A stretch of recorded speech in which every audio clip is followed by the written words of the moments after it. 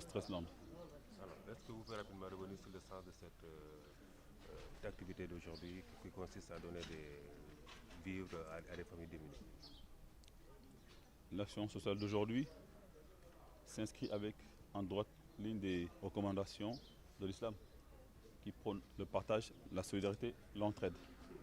C'est pour cela que depuis 2013, nous nous évertuons à évacuer le stress de certaines couches sensibles de la population en leur offrant des vivres qui pourront leur permettre de vivre dignement le ramadan.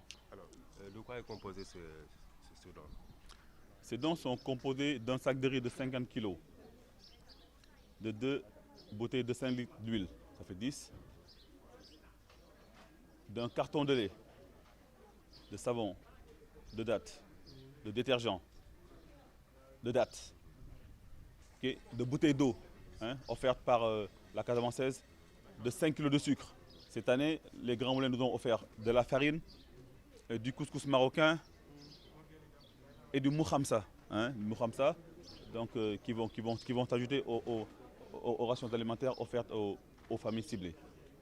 Alors, comment se fait le ciblage? Le ciblage se fait sur la base de nos connaissances d'abord, parce que nous, dans notre environnement proche et lointain, nous connaissons des familles qui n'arrivent pas à joindre les deux bouts. De toute façon, je pense qu'il y a beaucoup à faire dans ce domaine. Autre chose, le 11 mars dernier, nous étions à la maison pour femmes de Liberté 6, où une batterie d'artistes ont généreusement accepté de nous accompagner pour célébrer cette journée de la femme avec les détenus. D'ailleurs, nous, on la dénomme journée de la femme en détention. Donc, ces artistes ont chanté pour ces détenus. Donc, en guise de reconnaissance, pour affirmer les liens qui nous lient à eux, nous leur avons demandé de choisir chacun une cible, une famille défavorisée qui va pouvoir bénéficier de la ration alimentaire offerte par le groupe No Stressland. Pour ceux qui ne connaissent pas No Stress, est-ce que rapidement vous pouvez revenir sur...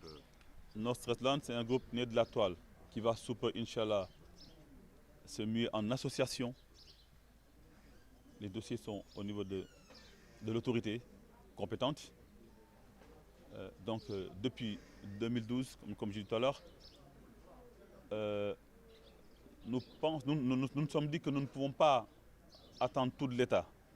Il faut qu'il y ait des Sénégalais imbus de la notion de citoyenneté, de partage, d'entraide, de générosité. Il faut que les Sénégalais, puissent s'unir pour pouvoir porter secours à leurs compatriotes dans le besoin. Raison pour laquelle la Pouponnière de Bourg a eu en 2014 a bénéficié de nos dons. Les enfants atteints de cancer à 6 reprises, les talibés, on ne cessera de le dire, les albinos, l'association des veuves du Sénégal. Je pense que cette année, il faudra qu'on leur fasse un clin d'œil, on n'avait pas pensé à elles, n'est-ce pas? Les détenus et les familles. Donc il faut dire qu'on a commencé avec 15 familles en 2013.